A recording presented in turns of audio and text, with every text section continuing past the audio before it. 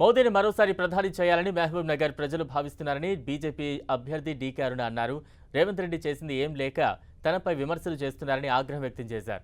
Assembly ఎన్నికల్లో ఒక్కసారి మాత్రమే కొడంగల్ వచ్చిన రేవంత్ ఇప్పుడు ప్రతి మండలం తిరుగుతున్నారని చెప్పారు. 3 లక్షలకు పైగా మెజార్టీతో గెలుస్తానంటున్న డీకే అరుణతో మా ప్రతినిధి Pratap face to face. Parliament ఎన్నికల సమరానికి మరో వారం రోజులు మాత్రమే గడువు ఉంది. ముఖ్యంగా పార్లమెంట్ ఎన్నికల విషయానికి సంబంధించి తెలంగాణలో మహబూబ్నగర్ సీట్ అనేది చాలా హాట్ టాపిక్ అని చెప్పుకోవచ్చు. సీఎం రేవంత్ రెడ్డి సొంత నియోజకవర్గం. ఒకవైపు సీఎం ప్రతిష్టాత్మకంగా తీసుకున్నారు, మరోవైపు బీజేపీకి సంబంధించి జాతీయ ఉపాధ్యక్షురాలు డీకే అరుణ బరిలో నిలవడంతో అత్యంత ప్రతిష్టాత్మకంగా తీసుకుందని చెప్పుకోవచ్చు. ఎన్నికల ప్రచారానికి సంబంధించి డీకే అరుణ ఏ విధంగా ముందుకెళ్తుంది, ఎలాంటి ప్రచార వ్యూహాలను అనుసరిస్తుంది, ఇదే విషయంపై మాట్లాడడానికి డీకే అరుణ మనతో ఉన్నారు. వారితో మనం మాట్లాడదాం. మనం చెప్పండి, మొత్తం మీద ప్రచారానికి సంబంధించి ఏ విధంగా ముందుకెళ్తున్నారు? ఇక్కడ మహబూబ్నగర్ సంబంధించి సీఎం రేవంత్ రెడ్డి కూడా ప్రత్యేకంగా ఫోకస్ పెట్టారు. మీ వ్యూహాలు ఎలా ఉన్నాయి? ఇక్కడ వ్యూహం అనేది ఏముంది, ఈరోజు మహబూబ్నగర్ పార్లమెంటును భారతీయ జనతా పార్టీ గెలుచుకోవాలి, అదే వ్యూహంతో పనిచేస్తున్నాం. కొత్తగా పన్నే వ్యూహాలు ఏమీ లేవు. ఇక్కడ నరేంద్ర మోదీ గారు దేశవ్యాప్తంగా చేసినటువంటి అభివృద్ధి కార్యక్రమాలే కానీ, భారతదేశం కోసం వారు పడుతున్నటువంటి ఆ యొక్క కమిట్మెంట్, వాళ్ళు చేస్తున్నటువంటి పనితీరే కానీ ఈరోజు ప్రతి ఒక్కరిని కూడా ఆకట్టుకుంటున్నాయి. ఈరోజు గ్రామీణ ప్రాంతాలు ఉన్నటువంటి ప్రజలు కూడా ఇవాళ నరేంద్ర మోదీ గారు మళ్ళీ ప్రధానమంత్రి కావాలని కోరుకుంటున్నారు. మహబూబ్నగర్ సీటుకు వచ్చేసరికి డీకే అరుణ వర్సెస్ సీఎం రేవంత్ రెడ్డి లాగా మారింది. పూర్తిగా రేవంత్ రెడ్డి మీపైన విమర్శలు గుప్పిస్తున్నారు. పూర్తిగా వ్యక్తిగతంగా నడుస్తున్న పరిస్థితి ఎట్లా చూడవచ్చు? ఇప్పుడు రేవంత్ రెడ్డి గారికి సీటు ఓడిపోతున్నామనేటటువంటి భయం పట్టుకుంది. ఓడిపోతున్నాననేటటువంటి భయం పట్టుకొని పర్సనల్గా అటాకింగ్ చేయడము, పర్సనల్గా అంటే కించపరిచే విధంగా మాట్లాడటము, ఒక మహిళ అంటే గౌరవం లేకుండా మాట్లాడటము. ఆయన ఏం చేసిండో చెప్పుకోవయ్యా అంటే ఆయన ఏం చేసింది లేదు కాబట్టి, ఏం చెప్పుకోలేడు కాబట్టి డీకే అరుణను తిట్టుకుంటూ తిరుగుతున్నాడు. అంటే మొత్తం మీద దాదాపు ఇప్పటికే 8 టైమ్స్ పార్లమెంట్ పరిధిలో విస్తృతంగా పర్యటనలు చేస్తున్నారు. ఏకంగా కొడంగల్ నియోజకవర్గంలో మద్దూరు లాంటి మండలంలో కూడా మీటింగ్స్ పెట్టుకొని క్యాంపెయినింగ్ చేస్తున్న పరిస్థితి ఉంది. ఇటువంటి సిచ్యువేషన్లో డీకే అరుణ అంత భయం పెట్టించిందా ఎట్లా? ఇప్పుడు ఒక ముఖ్యమంత్రి గతంలో ఆయన ఎమ్మెల్యేగా ఉన్నాడు, ఎమ్మెల్యే కూడా లేడు, ఎంపీగా ఉన్నాడు, ఎమ్మెల్యే కంటెస్ట్ చేస్తున్నాడు. రాష్ట్రంలో కాంగ్రెస్ పార్టీ అధికారంలోకి వస్తారని నమ్మకం కూడా లేదు. ఆ రోజు అటువంటి పరిస్థితుల్లో కూడా ఆయన ఒకేసారి కాన్స్టిట్యున్సీకి వచ్చిపోయిందంటే వాళ్ళ అన్న చూసేటోడు, మెయింటెనెన్స్ అంతా వాళ్ళ అన్న చేసేవాడు. కాబట్టి ఒకేసారి ఆయన కాన్స్టిట్యున్సీకి వచ్చిపోయింది ఎలక్షన్లో. ఇప్పుడు ముఖ్యమంత్రి అయ్యిండు. ముఖ్యమంత్రి అయిన తర్వాత ఈ పార్లమెంట్ ఎన్నికల్లో మండలం తిరుగుతున్నాడు, ప్రతి మండలం తిరుగుతున్నాడు, ప్రతి కాన్స్టిట్యున్సీ తిరుగుతున్నాడు.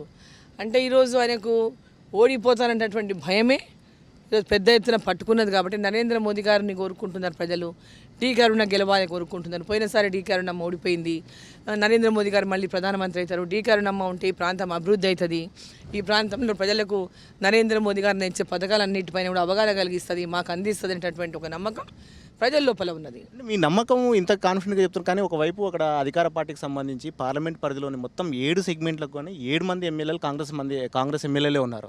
అట్లా కాంగ్రెస్ ఎమ్మెల్యేలు ఉన్న ఈ కాన్స్టిట్యున్సీలో మీరు గెలుస్తారని మీ హోప్స్ ఏంది? అంత నమ్మకం ఏంటి? అంటే మొన్న వాళ్ళకి వేసింది కదా, అయిపోయింది డ్యూటీ, ప్రజల డ్యూటీ. మొన్న వాళ్ళ రాష్ట్రంలో ప్రభుత్వాన్ని మార్చాలనుకున్నారు, మార్చిండ్రు, కాంగ్రెస్కి ఓట్లు వేసిండ్రు. ఇప్పుడు దేశంలో నరేంద్ర మోదీ గారు మళ్ళీ ప్రధానమంత్రి కావాలని ప్రజలు కోరుకుంటున్నారు. నరేంద్ర మోదీ గారికి వేస్తారు, భారతీయ జనతా పార్టీకి కమలం పువ్వు గుర్తుకేస్తారు. ఈ ఓటు మోదీ ఓటు అనేది ప్రజలందరూ కూడా ఈ ఓటు రాష్ట్ర అసెంబ్లీ కోసం మొన్న వేయడం అయిపోయింది. ఈ ఓటు దేశంలో ప్రధానమంత్రి ఎవరు ఉండాలో నిర్ణయించేటటువంటి ఓటు. సో దేశంలో అందరూ కూడా నరేంద్ర మోదీ గారే ఉండాలని కోరుకుంటున్నట్టుగానే ఇక్కడ తెలంగాణ ప్రజలు కూడా, పాలమూరు ప్రజలు కూడా నరేంద్ర మోదీ గారు ప్రధానమంత్రి కావాలని కోరుకుంటున్నారు. ఇక్కడ మా పార్లమెంట్ మెంబర్ గెలవాలి, ఇక్కడ మా పార్లమెంట్ నుంచి గెలిపిస్తే మోదీ గారి పథకాలు మాకు ఇంకా మంచిగా చూసేటటువంటి ఆశపడుతున్నారు ప్రజలు. కానీ రేవంత్ రెడ్డి అన్ని నియోజకవర్గాల ప్రచారం ఒక ఎత్తు అయితే మహబూబ్నగర్కి వస్తే వరకు ఒక నినాదం ఎత్తుకున్నాడు. తనని దించేందుకు ఒక కుట్ర జరుగుతుంది, డీకే అరుణ శత్రువు చేతిలో ఒక చురకత్తిలాగా మారింది అని ఒక నినాదం తీసుకుంటున్నారు.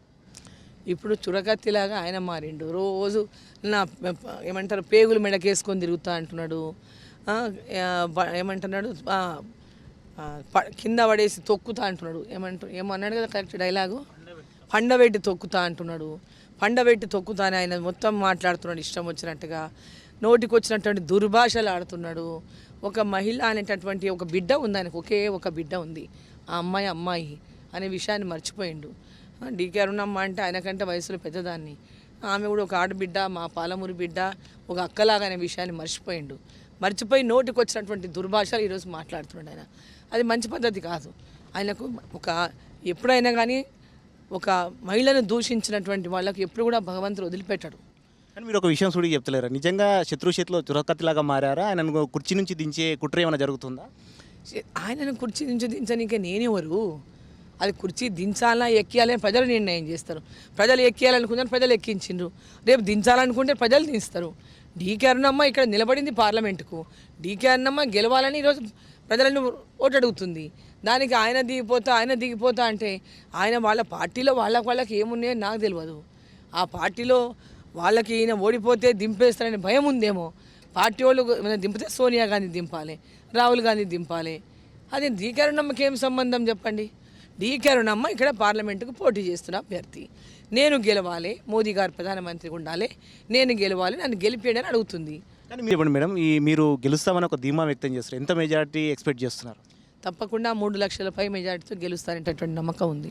రైట్, ఇది డీకే అన్న చెప్తుంది. మొత్తం మీద మహబూబ్నగర్ పార్లమెంట్ అయితే చాలా రసవత్తరంగా జరుగుతుందని చెప్పుకోవచ్చు.